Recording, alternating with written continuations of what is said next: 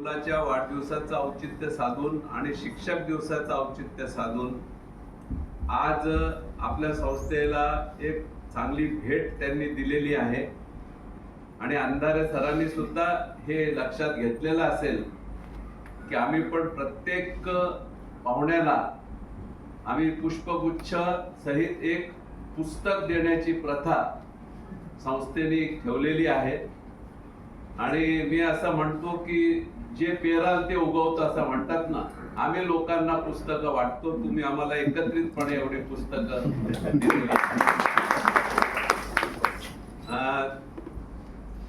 एक योगायोग समजा सर की आम्ही मागच्या काही दिवसापासून आमच्या शाळेतल्या अप्रगत विद्यार्थ्यांना शोधण्याचं काम केलं आणि जे अप्रगत विद्यार्थी आहेत त्यांना प्रगत कसं करता येईल याच्यासाठी आम्ही प्रयत्नशील झालेलो आहोत.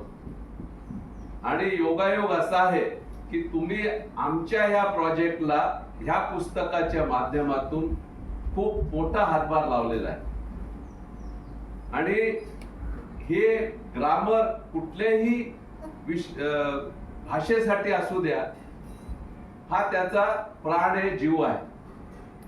कारण कुठली भाषा प्रभावीपणे जर मांडायची असेल किंवा लिहायची असेल तर त्याचं ग्रामर जेवढं कंटेंटला महत्व आहे तेवढंच त्या ग्रामरलाही महत्व आहे.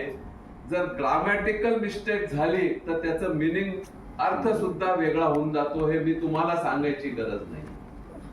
म्हणून ह्या पुस्तकाच्या माध्यमातून तुम्ही आमच्या बरोबर जोडले गेलेले आहात.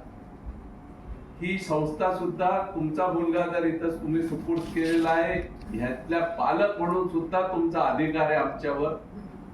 तुम्ही कधीही संस्थेला भेट द्या आणि तुमची अजून काय मदत आम्हाला मिळू शकते आम्ही त्याचा उपयोग नक्कीच करू, ज्या प्रगत विद्यार्थ्यांना प्रगत करण्यासाठी आणि त्याचबरोबर शिक्षकांना सुद्धा ट्रेनिंग देण्यासाठी. मी तर असं म्हणेल की शिक्षक सुद्धा काही अप्रगत आहेत, हे नाकारता येणार नाही.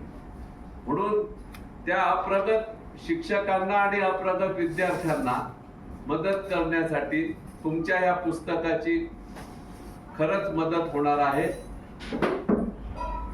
आपण आलात, आम्हाला ही भेट दिली, त्याबद्दल संस्थेतर्फे तुमचे आभार मानतो. व्यक्तिशः आम्ही ऋणी आहे आणि तुम्हाला असंच प्रोत्साहन मिळत राहो.